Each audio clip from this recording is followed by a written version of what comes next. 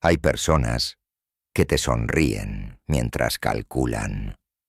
No lo notas porque no estás mirando lo que deberías mirar. Estás mirando la sonrisa. Y eso es exactamente el problema. El mundo no lo gobiernan los más inteligentes. Lo gobiernan los que aprendieron a leer a las personas antes de que esas personas terminaran de hablar. Los que entienden que detrás de cada palabra hay una necesidad. Detrás de cada reacción hay un miedo. Y detrás de cada acto de generosidad hay un cálculo que su autor ni siquiera reconoce como tal. Llevas años hablando demasiado, explicándote cuando nadie te lo pidió, justificando decisiones frente a personas que ya las habían juzgado antes de escucharte, siendo honesto con gente que usó tu honestidad como mapa para encontrar tus puntos débiles. Y todo ese tiempo creíste que eras tú el que actuaba con integridad. Pero la integridad sin inteligencia no es virtud. Es vulnerabilidad con nombre bonito. Lo que vas a escuchar no fue diseñado para hacerte sentir mejor. Fue diseñado para hacerte ver. Y ver duele de una manera que sentirse bien nunca puede comparar. Sentirse bien adormece. Ver despierta. Y hay cosas que una vez que las ves, no puedes dejar de verlas. Eso tiene un precio. Y ese precio es que ya no puedes pretender que no lo sabías. Si en algún momento de lo que vas a escuchar reconoces algo que viviste, algo que alguien te hizo, algo que tú mismo hiciste sin saber por qué, deja eso en los comentarios, sin filtros, sin el personaje que presentas a los demás. Solo la verdad. Y si este tipo de conocimiento es el que has estado buscando sin saber exactamente dónde encontrarlo, ya sabes lo que tienes que hacer. Este canal no es para todo el mundo, y eso, precisamente, es lo que lo hace valioso. Hubo un hombre en el siglo XV que cometió el error, o la valentía, de escribir lo que todos los demás solo pensaban en privado. No inventó la crueldad humana, no inventó la traición, ni la ambición, ni la hipocresía de los que gobiernan. Se limitó a describirlas con una precisión tan quirúrgica, tan desprovista de adorno moral, que los que lo leyeron se sintieron expuestos. Y cuando alguien te expone, la reacción natural no es agradecerle, es destruirlo. Maquiavelo fue desterrado, torturado, condenado por generaciones enteras que preferían la comodidad de la ilusión a la incomodidad de la verdad. Y sin embargo, 5 siglos después, su nombre sigue siendo más relevante que el de la mayoría de los filósofos que lo condenaron. Porque la naturaleza humana ha cambiado. Cambian los trajes, los idiomas, las tecnologías, los sistemas políticos. Pero el ego cambia de forma sin cambiar de naturaleza. El miedo cambia de objeto sin cambiar de mecanismo. El deseo de poder muta en sus expresiones, pero permanece idéntico en su raíz. Y quien comprende esa raíz, quien la ve con claridad y sin el velo de la moralización ingenua, ese no necesita gritar para dominar una habitación. No necesita convencer a nadie de nada. Solo necesita observar y esperar, y en el momento correcto, mover. Antes de entrar en las leyes, necesitas entender el terreno, no el terreno del mundo exterior, el terreno del interior humano, porque las leyes que vas a escuchar no son tácticas de manipulación aplicables en situaciones específicas. Son principios que describen cómo funciona la mente humana, en cualquier situación, en cualquier cultura, en cualquier época. Y si no entiendes el terreno, las leyes son herramientas en manos de alguien que no sabe para qué sirven. Existe algo que los psicólogos llaman ego frágil. No confundas esto con arrogancia. Son casi lo opuesto. El ego frágil es esa estructura interna que necesita confirmación constante de su propio valor para funcionar. Es la parte de una persona que interpreta cualquier silencio como rechazo, cualquier éxito ajeno como una amenaza personal, cualquier límite como una agresión, cualquier crítica, por más constructiva que sea, como un ataque a su identidad completa. El ego frágil no pertenece solo a los débiles. Es extraordinariamente común en personas que aparentan una seguridad impecable, en líderes que nunca admiten errores, en personas que siempre tienen una respuesta lista para todo, en gente que domina conversaciones pero es incapaz de tolerar el silencio. Porque la arrogancia compulsiva y la sumisión compulsiva nacen exactamente del mismo lugar. El terror a no ser suficiente. Uno lo expresa expandiéndose para tapar el vacío, el otro encogiéndose para evitar que lo vean. Y después está la masa, no como insulto, como descripción clínica. La masa es el conjunto de personas que decidió, de manera consciente o completamente automática, que reaccionar es más seguro que pensar, que seguir es más cómodo que cuestionar, que la opinión del grupo es un ancla más estable que la convicción propia. La masa no es estúpida, es adaptativa. Evolucionó para sobrevivir en entornos donde la disidencia costaba la vida. El problema es que ese mecanismo de supervivencia, en el mundo actual, no sirve para sobrevivir.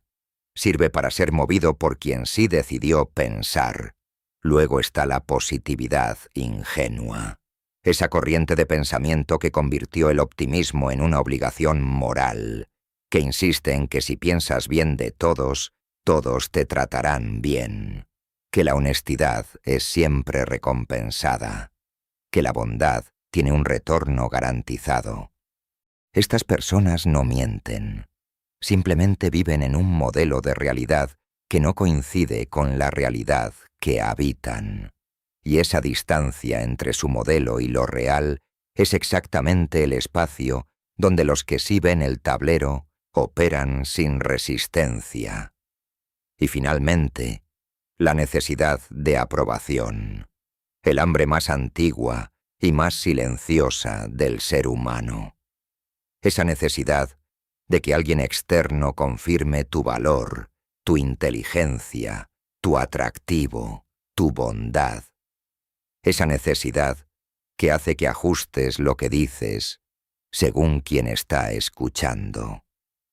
Que celebres cosas que no te importan porque le importan al grupo. Que te callas cuando deberías hablar porque el costo social del desacuerdo te parece demasiado alto. Quien necesita tu aprobación ya te entregó el hilo, sin saberlo, sin quererlo, pero lo entregó. Y quien sabe ver ese hilo puede usarlo con la precisión de un cirujano o con la brutalidad de alguien que no entiende la diferencia entre influir y destruir. Ahora el mecanismo, la razón profunda por la que el mundo funciona de esta manera y por la que la mayoría de las personas, a pesar de vivir dentro de este mecanismo toda su vida, nunca llega a comprenderlo realmente. El ser humano no toma decisiones con la razón. Las toma con el ego, con el miedo, con el deseo, con la identidad que necesita proteger. Y después usa la razón para construir la justificación. Esto no es filosofía, Es el resultado documentado de décadas de investigación en neurociencia, psicología del comportamiento y economía conductual. El cerebro racional llega siempre tarde. Cuando llega, las decisiones importantes ya fueron tomadas. Su trabajo no es decidir, es narrar. Esto significa que si quieres entender por qué alguien hace lo que hace, analizar sus argumentos racionales es el camino más largo y el menos preciso. Los argumentos son la fachada. Detrás de la fachada están el miedo que no puede admitir, el deseo que le avergüenza reconocer, la herida que no ha mirado, la identidad que defiende a cualquier costo porque sin ella no sabe quién es. Maquiavelo lo entendió de forma intuitiva, en una época sin neurociencia. Entendió que los hombres no se mueven por principios, se mueven por intereses que después disfrazan de principios con la misma naturalidad con la que respiran. Entendió que la percepción supera a la realidad en términos de poder, que no importa tanto lo que eres, sino lo que los demás creen que eres, y que construir esa percepción es un arte que los ingenuos desprecian y los poderosos dominan. Entendió que el miedo es más confiable que el amor como base del poder, no porque sea más noble, sino porque es más estable. El amor depende de condiciones que pueden cambiar. El miedo bien calibrado no depende de condiciones, depende de la arquitectura interna de quien lo siente. Existe un principio en psicología social llamado reactancia. Es la respuesta automática del ser humano cuando percibe que su libertad de elección está siendo amenazada. Cuando alguien te dice que no puedes hacer algo, una parte de ti quiere hacerlo solo por eso. Cuando se te dice que algo no es para ti, lo deseas con más intensidad. Cuando existe información marcada como prohibida, la curiosidad se dispara de una manera que ninguna información accesible puede generar. La reactancia no es debilidad, es cableado evolutivo, pero ese cableado puede ser leído, anticipado y orientado. El que sabe que una persona va a resistir cualquier sugerencia directa, no sugiere directamente. Planta la idea en el terreno correcto y deja que la reactancia del otro la haga crecer como si fuera propia. Y existe la escasez. Lo raro tiene valor. Lo abundante se desprecia. Lo que está siempre disponible se da por sentado. Este principio aplica a los recursos, a la información, a las oportunidades, y de manera particular y profunda, aplica a las personas. Quien está siempre disponible, siempre accesible, siempre listo para responder, siempre presente, pierde progresivamente el valor que tenía. No porque haya cambiado, sino porque la mente humana, en su diseño más profundo, valora lo que puede perder más que lo que ya tiene asegurado. Comprender estos mecanismos no te hace manipulador, te hace consciente, y la consciencia es el primer peldaño del poder real. Sin ella, todas las técnicas del mundo son ruido.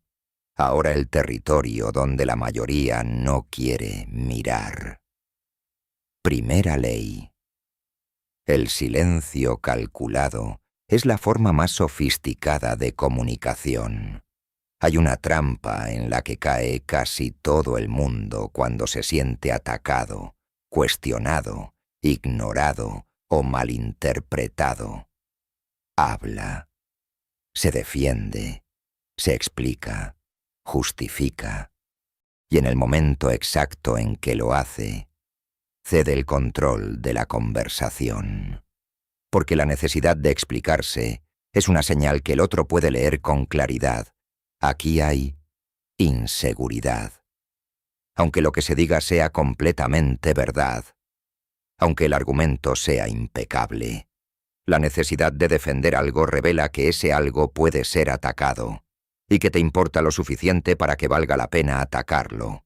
El silencio no es ausencia, es una postura.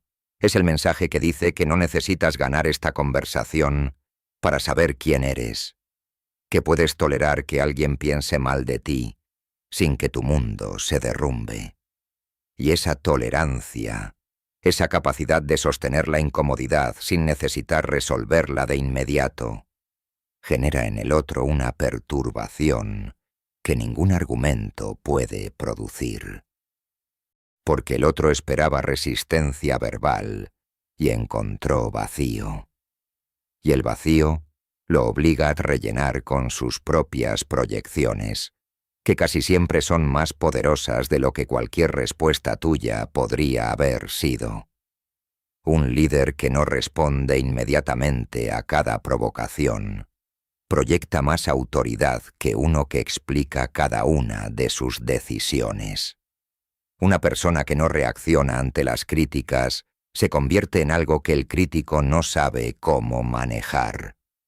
Un muro sin ecos.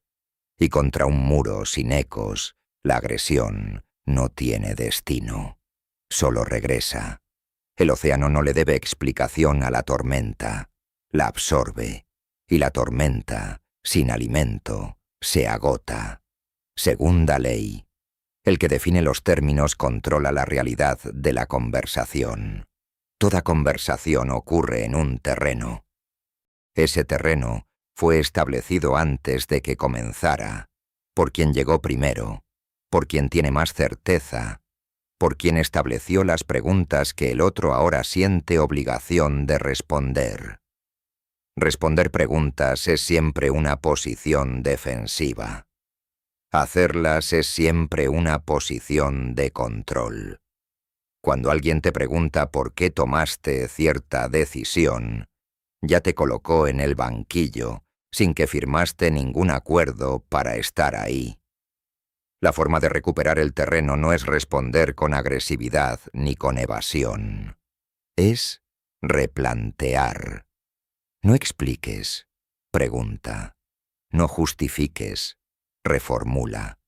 Si alguien dice que tu propuesta no va a funcionar, la respuesta que cede el terreno es defender la propuesta. La respuesta que recupera el terreno es preguntar qué entiende él por funcionar y bajo qué condiciones consideraría que sí funciona. En ese movimiento, el tablero cambió. Ahora es él quien tiene que definir. Ahora es él quien está expuesto. Las palabras no solo describen la realidad, la construyen.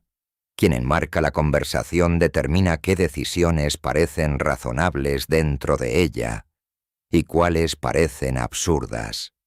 Los abogados lo saben. Los negociadores lo saben. Los que ejercen poder con inteligencia lo saben. El resto reacciona dentro del marco que les pusieron sin siquiera darse cuenta de que el marco existe. Tercera ley. Revelar menos de lo que sabes no es debilidad, es posición. Esta ley contradice todo lo que el mundo moderno glorifica. La era de la transparencia, de la autenticidad radical, de mostrarte tal como eres en todo momento con toda la gente. Y hay una razón por la que esa ideología beneficia a ciertos actores y perjudica sistemáticamente a otros. El que entra a una negociación mostrando todo lo que sabe, todos sus argumentos, todos sus puntos de presión, todos sus límites reales, ya perdió antes de que empiece, porque el otro tiene información perfecta y puede calibrar exactamente cuánto ofrecer para que aceptes sin darte un centavo más. La persona que en los primeros meses de una relación, de cualquier tipo, muestra todo su interior, toda su profundidad, toda su intensidad de golpe, ya no tiene nada que revelar, y lo conocido pierde su poder de atracción. No se trata de engañar. Se trata de entender que la mente humana está construida para valorar lo desconocido más que lo conocido. Lo que se entrevé es siempre más seductor que lo que se exhibe completamente, porque sobre lo que se entrevé, la imaginación proyecta sus mejores fantasías, y las fantasías que el otro construye sobre ti serán siempre más poderosas que cualquier realidad que puedas presentar.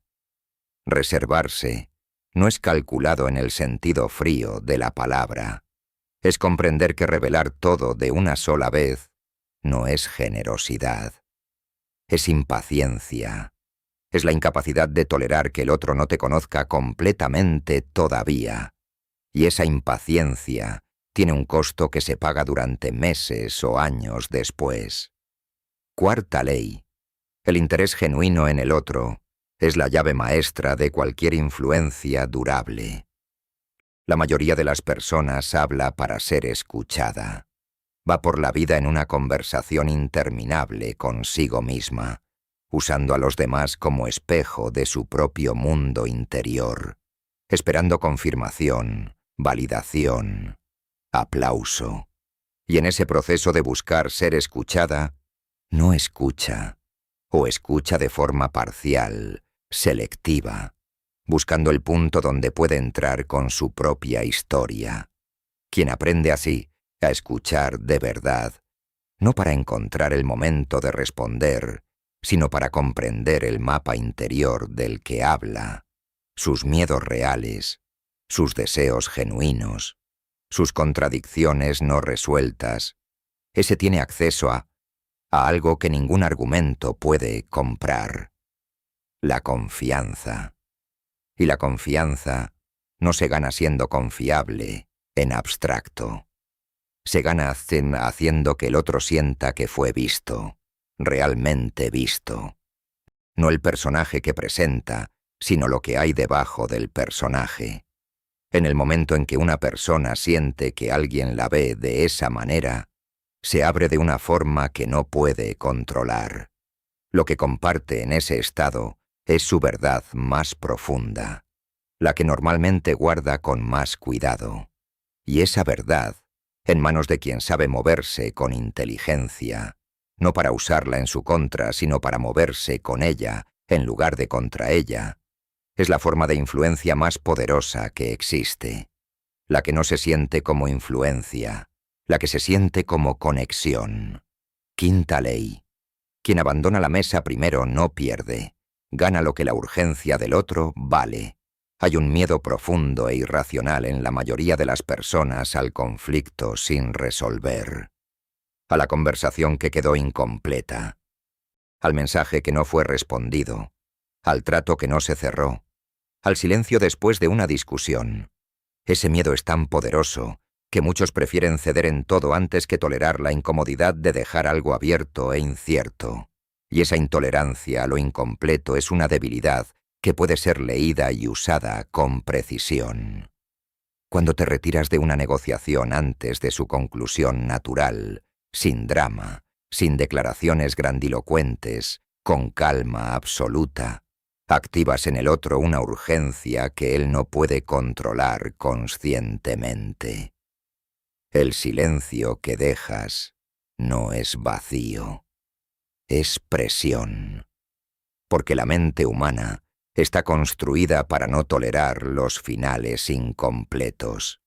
Tiene una necesidad biológica de cierre. Y para conseguir ese cierre, hará concesiones que en cualquier otro estado emocional se habría negado a hacer. No es crueldad, es comprensión del mecanismo. El río no lucha contra las piedras, no las convence, no les explica por qué debería poder pasar. La rodea con paciencia absoluta. Y al final, el río llega al mar. Las piedras se quedan exactamente donde estaban. Sexta ley. La adulación directa erosiona el poder. La atención específica lo construye. Existe en casi todos los seres humanos el impulso de elogiar lo que admiran de forma entusiasta y directa. Y ese elogio, cuando es frontal y evidente, casi siempre produce el efecto contrario al que busca, porque el elogiado lo percibe como necesidad del que elogia. Y lo que huele a necesidad genera distancia, no acercamiento. El reconocimiento que construye influencia genuina no es el que dice qué extraordinario que eres. Es el que menciona algo específico, pequeño, casi de pasada, que demuestra que prestaste una atención que la mayoría no presta. No es decir eres brillante, es decir noté que cuando todos estaban de acuerdo, tú hiciste la única pregunta que abría otra dimensión del problema. El primero es ruido que el otro ha escuchado 1000 veces. El segundo es un espejo perfecto, y frente a un espejo que lo refleja con precisión, la mayoría del mundo se detiene, se queda, quiere más de ese espejo. Séptima ley. El consejero invisible tiene más poder real que el rey visible. Esta ley toca el punto de dolor más agudo del ego, la necesidad de crédito. La necesidad de que sepan que fue tu idea, tu trabajo, tu visión. El ego quiere el reconocimiento, y en ese querer, a menudo pierde la influencia que buscaba. El que vive en las sombras y cuya influencia se palpa en cada decisión, pero cuyo nombre no aparece en ningún decreto, ese tiene un poder que ningún título puede garantizar. Porque el rey necesita al consejero para tomar buenas decisiones, pero el consejero no necesita el título del rey para ejercer el poder real. Y cuando esa ecuación se sostiene en el tiempo, adivina quién es prescindible y quién no. Cuando presentas una idea de forma que el otro llegue a ella por su propio camino, usando preguntas que guían sin revelar el destino, colocando la semilla en el terreno correcto y luego apartándote, lo que florece tiene tu firma invisible, aunque lleve el nombre del otro. Y lleva algo más valioso que el crédito. Lleva el compromiso irrevocable del otro. Porque nadie abandona con facilidad las ideas que cree que son suyas. Octava ley. El límite que no se explica proyecta una autoridad que el argumento nunca alcanza. Las personas que quieren ser comprendidas tienden a explicar sus límites con detalle, a justificar por qué no tolerarán cierta cosa, a dar razones que buscan validación para su propio derecho a tener límites. Y en ese proceso de explicación, el límite se convierte en una posición negociable, porque si tiene razones puede ser refutado con otras razones, y el debate comienza. El límite ejercido sin explicación, con calma absoluta pero con firmeza igualmente absoluta, comunica algo que ningún argumento puede transmitir, que no está disponible para la discusión, no porque seas superior, sino porque sabes exactamente dónde terminas tú y dónde empiezan los demás.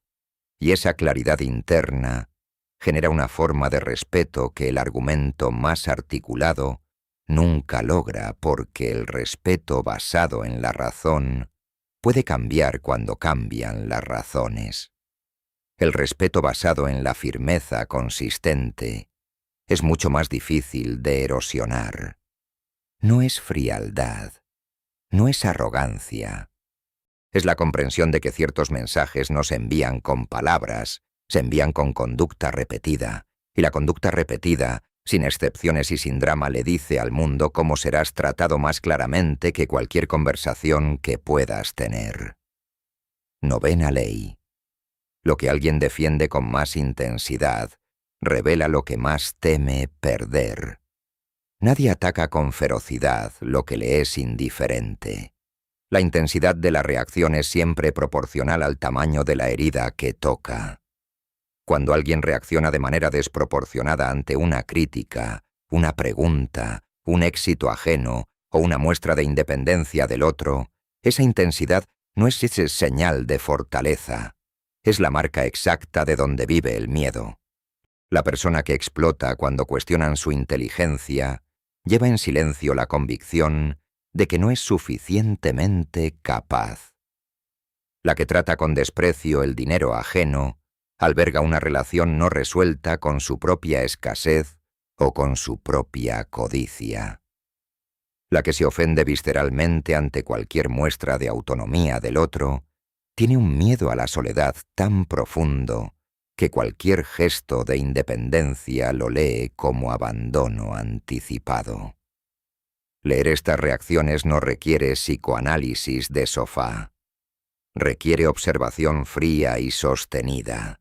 La capacidad de mirar el patrón sin quedarse atrapado en el contenido emocional de cada situación particular. El contenido cambia.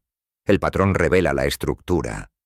Y quien puede ver la estructura detrás del ruido emocional tiene un mapa del interior de esa persona que esa persona misma no tiene. Porque estamos construidos para percibir nuestras propias reacciones como respuestas razonables a situaciones específicas, no como el eco de heridas antiguas que llevamos sin saberlo. 10ª ley. El que gestiona la información, gestiona la percepción, y quien gestiona la percepción, gestiona la realidad en la que operan los demás. Vivimos en la era con más información disponible en la historia humana y con más confusión simultánea que en cualquier época anterior. Hay más datos que nunca y menos claridad que nunca. Y en ese ruido, quien sabe qué revelar, cuándo revelarlo, a quién y en qué secuencia, tiene una ventaja que ningún discurso de transparencia radical puede igualar. No se trata de construir mentiras, se trata de entender que la verdad completa, dicha toda de una vez, a cualquier persona, en cualquier momento y circunstancia, no es una virtud. Es ingenuidad disfrazada de principio moral. La información estratégica no es la más verdadera en términos absolutos. Es la que produce el efecto correcto en el contexto correcto con la persona correcta. Un negociador que revela sus límites reales demasiado pronto pierde todo el terreno que podría Afkan haber conservado. Un líder que comparte sus dudas con el equipo completo, antes de tener la mínima claridad, crea caos, donde su trabajo es crear orden. Una persona que cuenta su plan más vulnerable a quien no tiene razones probadas para desearle el bien, convierte a un aliado potencial en saboteador accidental. No por maldad, sino porque la información en manos de quien no sabe qué hacer genera consecuencias que su portador no puede controlar. La discreción no es traición. Es la comprensión de que el mundo no siempre reacciona bien a la verdad. Reacciona a la narrativa. Y la narrativa se construye con lo que eliges decir, con lo que eliges callar deliberadamente y con el momento exacto en que decides hacer cada una de las dos cosas.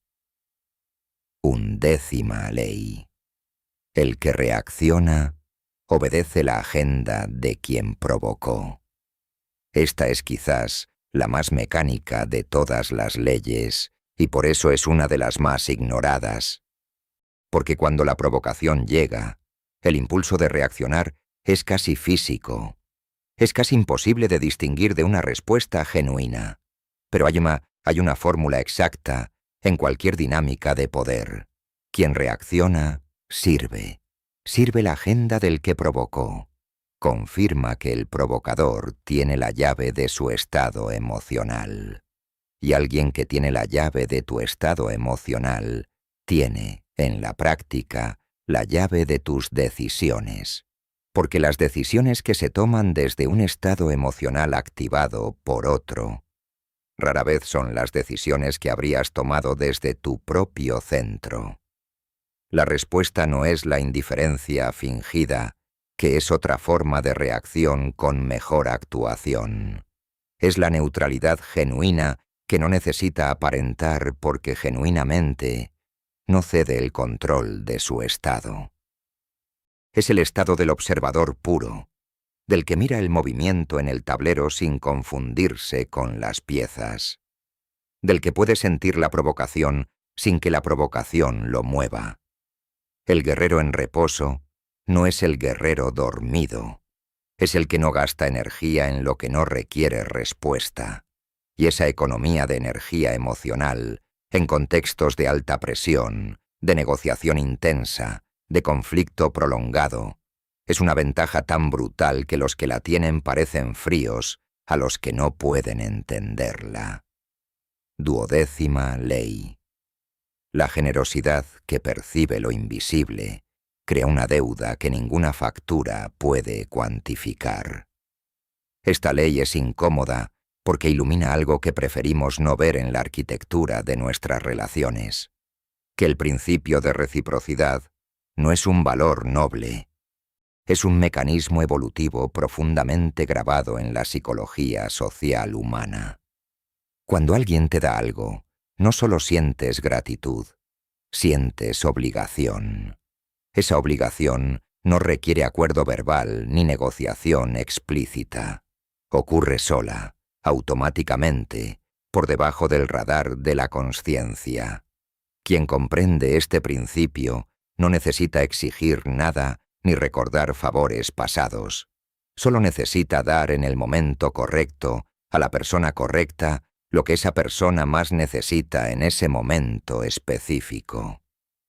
Y el regalo que produce más lealtad no es el más costoso, es el más preciso, el que demuestra que viste lo que el otro necesitaba antes de que lo pidiera, antes incluso de que lo articulara para sí mismo. Porque ese nivel de atención, esa presencia que percibe lo que el otro ni siquiera ha nombrado todavía, activa en el receptor una sensación de haber sido conocido profundamente. Y esa sensación crea una lealtad que ningún pago puede replicar. La trampa es siempre la misma.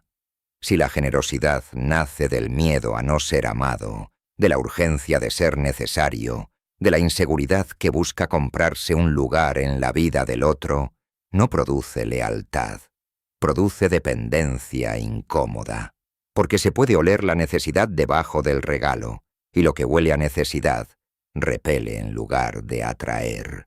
13ª ley. El que no puede perder ya perdió antes de comenzar.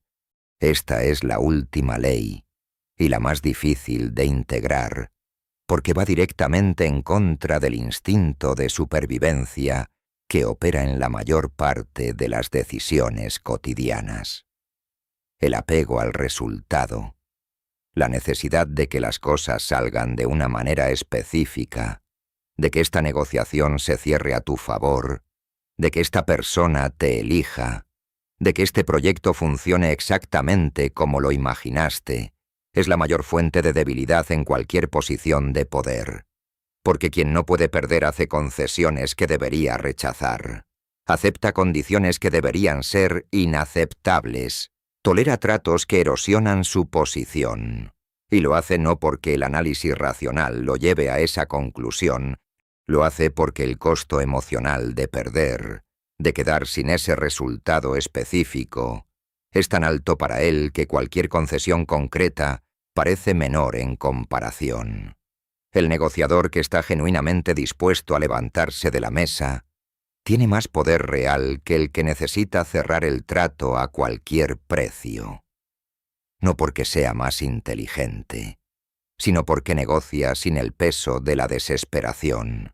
El que puede decir no, sin que su identidad se derrumbe, tiene más libertad real que cualquier título o cuenta bancaria puede proporcionar. Y la persona que puede dejar ir una relación que la daña, aunque la ame, aunque le duela, aunque le cueste el sueño durante semanas, tiene una integridad que los que se quedan por miedo al vacío nunca van a conocer. El desapego no es frialdad, no es indiferencia disfrazada de fortaleza, es la capacidad de querer algo con intensidad real, con deseo genuino, y al mismo tiempo no dejar que ese querer te convierta en esclavo del resultado. Es la diferencia entre el jugador que disfruta la partida, porque entiende el juego, y el que necesita ganarla para poder decirse a sí mismo que es alguien. Ahora escucha lo que la mayoría de los que enseñan estas cosas no tiene el valor o la honestidad de decirte. Estas leyes son un arma, no en sentido metafórico, en el sentido más práctico de la palabra. Como toda arma, no tienen moralidad propia. No distinguen entre quien las empuña con conciencia y quien las usa desde el pánico.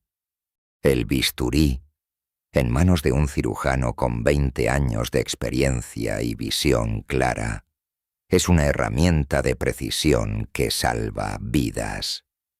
El mismo bisturí en manos de alguien que actúa desde el miedo, desde la urgencia de controlar lo que no puede controlar, desde la herida que no ha mirado, produce exactamente el daño que pretendía prevenir, solo que más profundo, porque lo hace con la precisión que le dio el conocimiento. Si aplicas estas leyes desde una posición de inseguridad fundamental, si las usas para compensar una fractura interna que no has tenido el valor de examinar, si las empleas para retener a quienes en el fondo temes no merecer, no van a darte el poder que buscas. Van a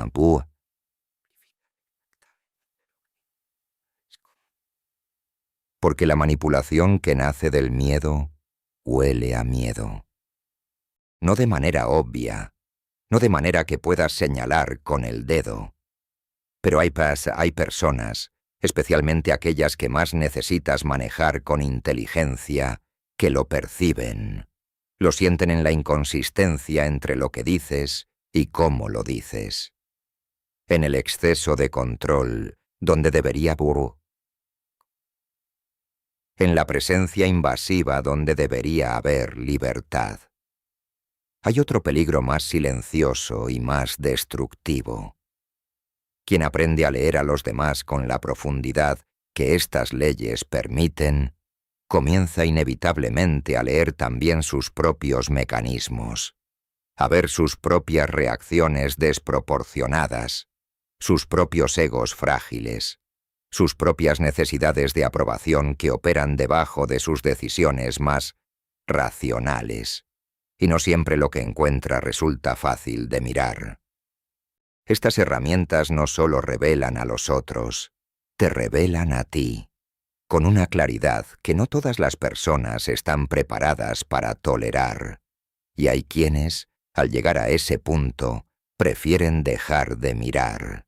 Prefieren usar el conocimiento solo hacia afuera, como escudo o como arma, y mantener sus propias sombras cuidadosamente fuera del foco.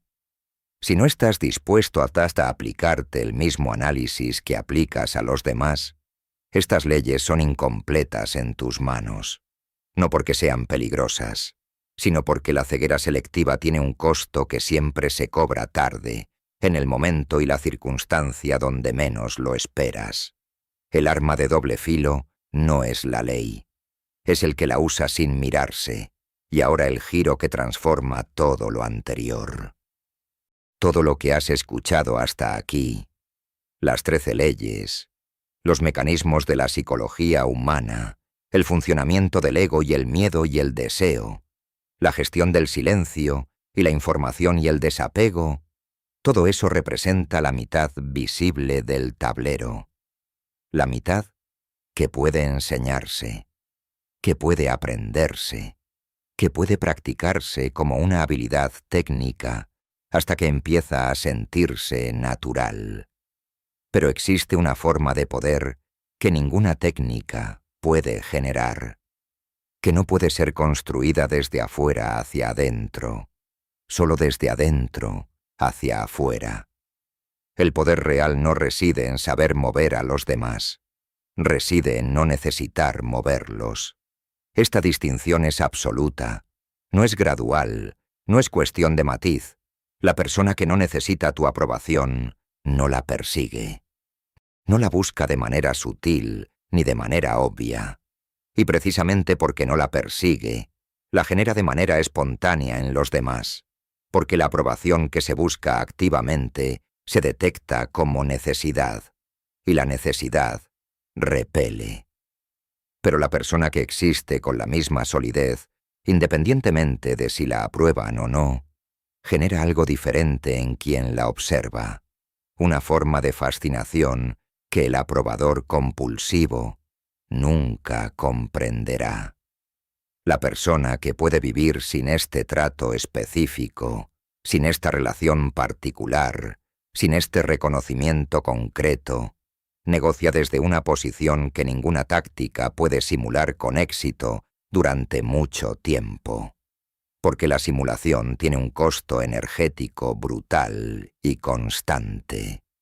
Requiere atención permanente, miedo al descubrimiento. La energía que se gasta en mantener la apariencia de poder es energía que no está disponible para ejercerlo realmente. El desapego genuino no se aprende estudiando psicología. No se practica con ejercicios de meditación, aunque esos pueden ayudar. Nace de un único lugar que no puede ser replicado artificialmente. El conocimiento real y verificado de tu propio valor. No el valor que otros te asignan, no el que tus logros demuestran, el que existe antes, durante y después de todo eso. El que permanece cuando todos los validadores externos desaparecen. Y aquí está lo que más incomoda. La mayoría de las personas que busca este tipo de conocimiento, que busca estas leyes y estos principios, lo busca porque en algún lugar dentro siente que sin ellos es vulnerable. Que el mundo tiene personas que saben el juego y que si tú no lo sabes también, serás movido sin saberlo. Que la ignorancia de estas dinámicas es un peligro real. Y eso es completamente cierto. No voy a suavizarlo. Es un peligro real y documentado y cotidiano. Pero también existe otro tipo de persona que llega a este conocimiento. No desde el miedo, sino desde la curiosidad de comprender cómo funciona realmente el ser humano. No para defenderse de algo, sino para ver más claramente. Y estas personas usan las mismas leyes de una manera radicalmente diferente. No como escudo, ni como arma. Como lente de precisión. Para ver el tablero completo, incluyendo el lugar exacto donde ellas mismas están sentadas en ese tablero. Y la diferencia entre el que usa esto como arma y el que lo usa como lente no está en las acciones que ejecuta. Está en el estado desde el que actúa, en la calidad de la presencia desde la que se mueve, en el mundo. Diferenciemos ahora dos figuras que desde fuera parecen idénticas y que por dentro son radicalmente distintas. El actor aprende las líneas, estudia los gestos, practica el silencio calculado frente al espejo, ensaya el elogio preciso, memoriza cuándo retirarse y cuándo avanzar. Y durante un tiempo funciona. A veces durante mucho tiempo funciona. Seduce, gana terreno, genera resultados. Pero el actor siempre depende del guión. Siempre necesita que la situación entre dentro de los parámetros que aprendió. Y cuando el imprevisto llega, cuando alguien hace una pregunta que no estaba en el texto, cuando la situación se sale del escenario que conoce, el actor duda. Y en esa duda, por breve que sea, se ve la costura. Se ve el borde entre el personaje y lo que hay debajo. Y una vez que alguien ve esa costura, la autoridad que el actor había construido colapsa de manera que ninguna actuación posterior puede reparar del todo. El maestro no actúa, no porque haya dejado de usar estos principios, sino porque los absorbió hasta el punto en que dejaron de ser herramientas externas y se convirtieron en perspectiva interna. El maestro no piensa activamente en si debe guardar silencio ahora. Guarda silencio cuando siente que el silencio es la verdad de ese momento. No decide estratégicamente mostrar menos de lo que sabe. Simplemente no siente la compulsión de demostrarlo todo, porque ya no necesita la confirmación que la demostración busca. Esta diferencia es la que separa al que tiene poder del que lo ejerce con ansiedad. El que lo tiene genuinamente no necesita ejercerlo en cada interacción. No necesita que cada conversación confirme su posición. Puede perder una discusión sin perder su centro. Puede ceder terreno en lo táctico sin ceder nada en lo esencial. Y esa estabilidad, esa consistencia que no varía dependiendo de si la situación lo favorece o no, genera en los demás una respuesta que ninguna táctica puede producir artificialmente. Confianza sin ingenuidad. Respeto sin miedo. Influencia sin coacción. El poder como identidad y no como técnica significa que ya no se trata de lo que haces en situaciones específicas. Se trata de quién eres cuando nadie está mirando, de cómo tratas a alguien que no puede darte nada, de qué decisiones tomas cuando el costo es solo tuyo. Porque esas decisiones, esas que nadie observa, son las que construyen o erosionan la estructura desde la cual operan todas las demás. El tablero siempre ha existido, las piezas siempre se han movido. La mayoría de las personas ha pasado su vida siendo movida sin saberlo, creyendo que elegía libremente, creyendo que sus decisiones nacían de su voluntad soberana, cuando en realidad nacían de los miedos que nunca examinaron, de los deseos que nunca cuestionaron, de la necesidad de aprobación que nunca desafiaron, porque era más cómodo no hacerlo. Maquiavelo no escribió para los ingenuos. Escribió para los que ya habían visto el tablero y querían un lenguaje para nombrarlo con precisión. Para los que ya sospechaban que el mundo no funciona como les habían dicho, y necesitaban verificación intelectual para esa sospecha que habían tenido toda la vida. Pero hay algo que ni Maquiavelo escribió de manera explícita, algo que se encuentra entre sus líneas si lees con la atención suficiente y sin el ruido de la interpretación apresurada. El jugador más peligroso en cualquier tablero no es el que conoce la mayor cantidad de tácticas disponibles. Es el que puede salir del tablero en cualquier momento, pararse, mirar el juego desde fuera y volver a sentarse solo si decide que vale la pena jugar. Porque ese nivel de libertad, la libertad de no necesitar el juego para sentirse alguien, esa es la única posición desde la que el tablero completo se ve con claridad. Desde adentro del juego siempre hay ángulos muertos, siempre hay partes del tablero que no puedes ver porque estás en él. Pero el que puede salir y ver el conjunto, ese tiene información que ningún movimiento táctico puede igualar. Y ahora te dejo con algo que no tiene respuesta rápida. No la respondas ahora, no la respondas esta noche. Déjala reposar durante días, si es necesario, porque las preguntas que merecen una respuesta honesta nunca se responden al primer contacto. Si mañana nadie pudiera saber quién eres, si no hubiera aprobación que ganar, ni consecuencias que temer, si el tablero quedara vacío y solo estuvieras tú, frente a ti mismo, sin audiencia, sin testigos, sin nadie que validara o cuestionara lo que decides, ¿desde dónde actuarías? ¿Desde el poder o desde el miedo de no tenerlo? Esa respuesta no está en este video, no está en Maquiavelo, no está en ninguna ley ni principio ni sistema de influencia que puedas aprender. Está en el único lugar donde siempre estuvo y donde la mayoría prefiere no buscar, en ti mismo. Y quiero saber algo. De las 13 leyes que escuchaste hoy, ¿cuál te golpeó diferente? ¿Cuál te hizo pensar en alguien específico? ¿Y cuál, si tienes la honestidad de admitirlo, te hizo pensar en ti?